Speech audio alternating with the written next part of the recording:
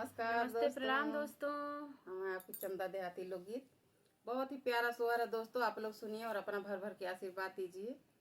चंदा देहाती लोकगीत जरूर एक बार सर्च करिएगा, और आप लोग नए हैं तो जरूर सब्सक्राइब करिएगा। और प्यारा सा सोहर है, आप लोग कमेंट करके जरूर बताइएगा कैसा सोहर है। तो चलिए आप लोग गीत का आनंद लीजिए।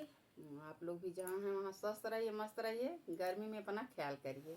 तो चलिए गर्मी सुनाते पड़ हैं। रही है दोस्तों। कहाँ बोले पापी पपीहरा, कहाँ काली कोयल, कहाँ काली कोयल हो। ललना कहाँ बोले पतरी तीरियवा, नींद नाही लागत, नींद नाही लागई हो।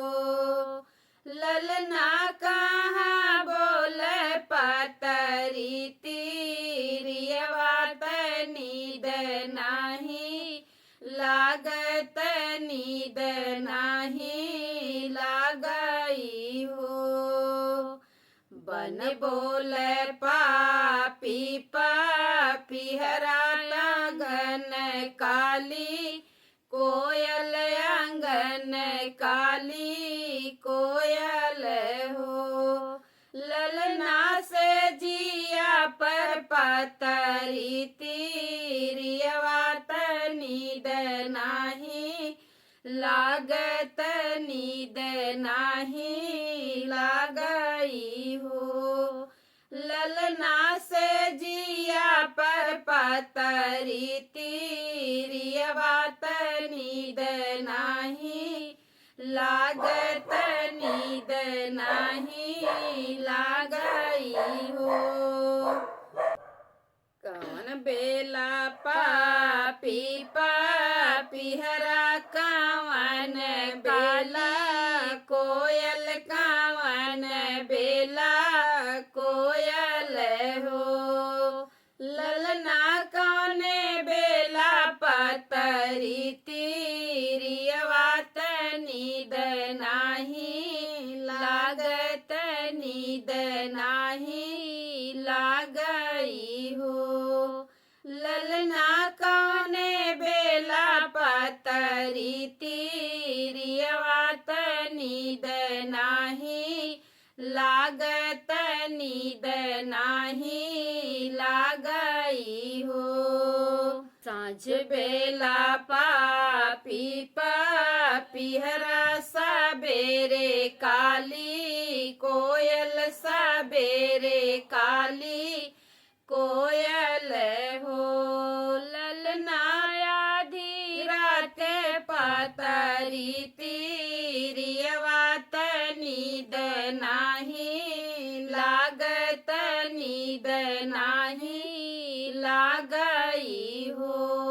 ललना आधी रात पतरी तीरियवा, नींद नाही लागत, नींद नाही लागई हो।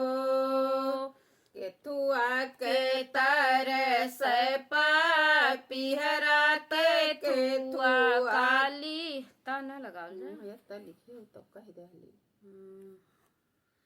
केतुआ के तरस पपीहरा, केतुआ काली कोयल, केतुआ काली कोयल हो।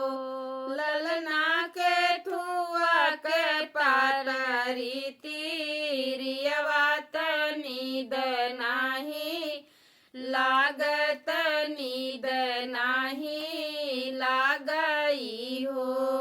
ललना केतुआ के पतरी तीरियवा, नींद नाही लागत, नींद नाही लागई हो। स्वाति जल तरस पपीहरा, पिया हो बिना कोयल, पिया हो बिना कोयल हो। ललना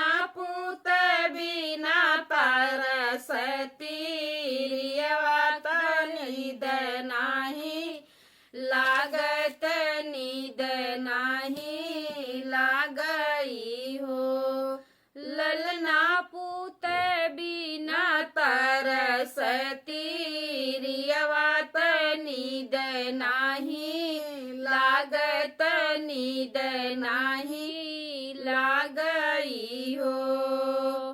स्वाति जल पावल पिहरा पिया हो पवली कोयल पिया हो पवली कोयल हो।